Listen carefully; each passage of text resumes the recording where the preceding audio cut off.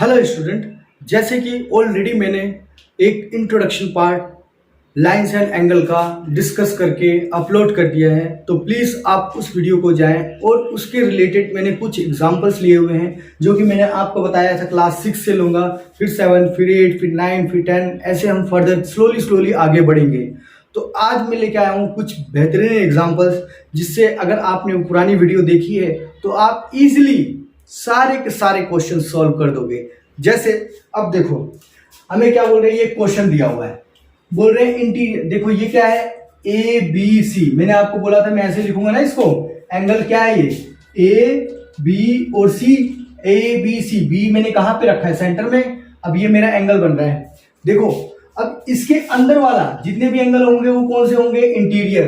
तो आपसे पूछ रहे इंटीरियर एंगल कौन से हैं, तो आप बोलोगे पी और एस, ये कौन से आपके इंटीरियर एंगल है। फिर आपसे पूछ रहे हैं एक्सटीरियर एंगल कौन से हैं, तो एक्सटीरियर में कौन से है, तो आर है और एक क्यू है। तो एक्सटीरियर में कौन से है, आर और एक क्यू। अब बोल रहे बाउंड्री पे एंगल कौन सा बन रहा है, तो बाउंड्री पे पॉइंट जो बन रहा है हमारा वो कौन सा है, टी।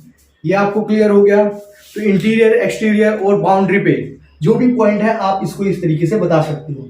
तो जो भी पॉइंट इनसाइड द एंगल होंगे उसे हम बोलेंगे इंटीरियर, और जो भी पॉइंट आउटसाइड द एंगल होंगे उसे हम बोलेंगे एक्सटीरियर, और जो भी पॉइंट बाउंड्री पे होंगे that we call boundary point, है ना। तो ये आप, आई होप आपको ये क्वेश्चन क्लियर हो गया होगा। अब देखो, अब हम कुछ क्वेश्चन जैसे मैंने पढ़े थे, मैंने आपको बताया था एक्यूट एंगल, ऑब्ट्यूज एंगल। तो आपसे ये पूछेंगे 5 डिग्री एंगल है, ये कौन सा एंगल है, तो आप बोलोगे लेस देन 90 है, तो हाँ, तो ये एक्यूट एंगल है। अब आप बोल देंगे 65 डिग्री, तो ये लेस देन 90 है, तो ये भी क्या है, एक्यूट एंगल है। जो भी 90 डिग्री से कम है उसे हम क्या बोलते हैं, एक्यूट एंगल।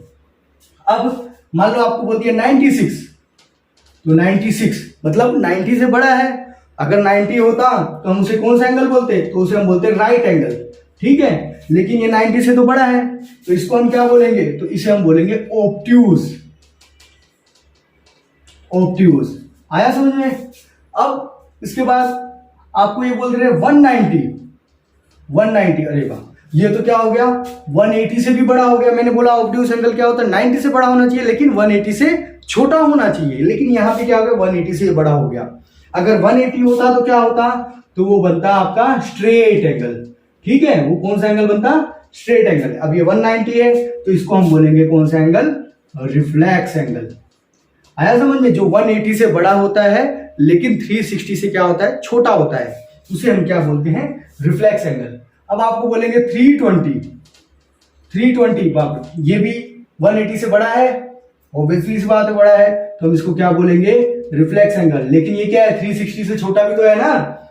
अब आपसे पूछ लेंगे 170, तो 170 अगेन ये 1 किससे, 180 से छोटा है ना, और 90 से बड़ा है, तो ये कौन सा एंगल हो गया, तो ये हो गया ऑब्ट्यूज एंगल। आई होप आपको ये क्वेश्चन क्लियर हो गया होगा। बस इसमें इतना ही पूछा था कि एंगल कौन से हैं, तो आप बता सकते हो। ये क्वेश्चन बहुत ही आसान है, पूरी की पूरी एक्सरसाइज ही बहुत ही आसान है। अब मान लो इन्होंने बोला एक और क्वेश्चन, एक पॉइंट लाइन है ए और बी, इन्होंने ऐसे एक पॉइंट ड्रॉ कर दिया, इसको दे दिया सी, और इसको ऐसे एंगल बना दिया, और इसके बीच में से भी एक पॉइंट बन गया डी। अब ये बोलिए इसकी एक्यूट एंगल फाइंड करो। तो एक्यूट एंगल क्या होते हैं, जो लेस देन 90 होते हैं। तो आप देखो ढंग से, सी ए बी, ये लेस देन 90 तो है ना, क्योंकि स्ट्रेट एंगल से छोटा होगा तो क्या होगा, 90 डिग्री होगा ना। स्ट्रेट क्या होता है, ये आपका क्या होता है, 90 डिग्री परपेंड, जब पैरेलल लाइन होगी तो। अब ये 90 डिग्री है, तो एंगल सी ए बी, एक ये एंगल बन गया। दूसरा एंगल कौन सा बन जाएगा, तो डी ए बी, ये दोनों क्या है आपके, एक्यूट एंगल है। आई होप आपको ये क्लियर हो गया होगा। अब हम आ जाते हैं अपने नेक्स्ट क्वेश्चन की तरफ। तो नेक्स्ट क्वेश्चन बोल रहे हैं, एक एंगल दे दिया आपको 75 डिग्री और दूसरा एंगल आपको दे दिया 15 डिग्री। अब इन दोनों का सम कर दो तो कितना हो जाएगा, 90 डिग्री। तो ये कौन सा एंगल हो गया, तो ऑब्वियसली बात है, मैंने बताया जब भी दो एंगल का सम 90 डिग्री होता है तो वो कौन सा एंगल होता है, तो वो होता है कॉम्प्लीमेंट्री एंगल। अब ये कौन सा एंगल हो गया, तो कॉम्प्लीमेंट्री एंगल। अब मान लो एक एंगल दे दिया आपको 120 डिग्री और दूसरा एंगल आपको दे दिया 60 डिग्री। अब इन दोनों का सम कर रहे हो तो कितना आ रहा है, 180 डिग्री।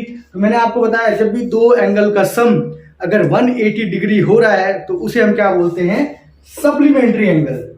अब तीसरा आपको दे दिया इन्होंने 30 डिग्री एंड 30 डिग्री। अब मैंने क्या बताया था आपको, जब भी दो एंगल इक्वल होते हैं तो उसे हम क्या बोलते हैं, कॉन्ग्रुएंट। ये कौन सा होता है, कॉन्ग्रुएंट। ये कौन सा है, सप्लीमेंट्री है, और ये कौन सा है, कॉम्प्लीमेंट्री है। तो अगर आपने इंट्रोडक्शन पार्ट नहीं देखा है तो पहले उसको देखें, तब ये चीजें आपको आसानी से समझ में आएंगी। अब एक और दे दिया इन्होंने 99 डिग्री और दूसरा एंगल दे दिया 81 डिग्री। आप इन दोनों को जो ऐड करोगे तो कितना आ जाएगा, 180 degree, which is equals to which is what, ये कौन सा एंगल है 180 डिग्री। तो अगेन मैंने बताया ना सप्लीमेंट्री, तो कौन सा एंगल होगा, सप्लीमेंट्री एंगल। आई होप आपको क्लियर हो गया होगा। क्वेश्चन इतना ही था, और मैंने एक दो क्वेश्चन आपके लिए भी छोड़े हुए हैं, तो बहुत ही आसान है, यही बताना है आपको। अब हम आ जाते हैं एक अलग सा कॉन्सेप्ट है घड़ी का, वॉच का। आपके घर में वॉच होगी तो ऐसे कुछ राउंड कलर की राउंड होगी, राउंड शेप में। तो यहाँ पे 12 बजते हैं, यहाँ पे 6, यहाँ पे 3 एंड यहाँ पे 9, इस तरीके से होता है। इसके बीच में क्या होता है, 1 2 4 5 7 और 8 10 और 11, ये सेंटर में पॉइंट होता है, ये सुई होती है यहाँ पे। अब देखो ये 12 और 1, 1 घंटा बनता है ना, 1 आवर, इनके बीच में जो एंगल बनता है ना वो कितना होता है, 30 डिग्री। ये आपको हमेशा ध्यान में रखना है। अगर ये सुई मान लो यहां से यहां पहुंच गई तो ये कितना हो जाएगा, 2 आवर्स का डिफरेंस आ गया, तो कितना हो गया, 60 डिग्री हो गया। अगर यही सुई यहां से यहां तक पहुंच गई तो ये कितना बन गया, तो ये 90 डिग्री बन गया।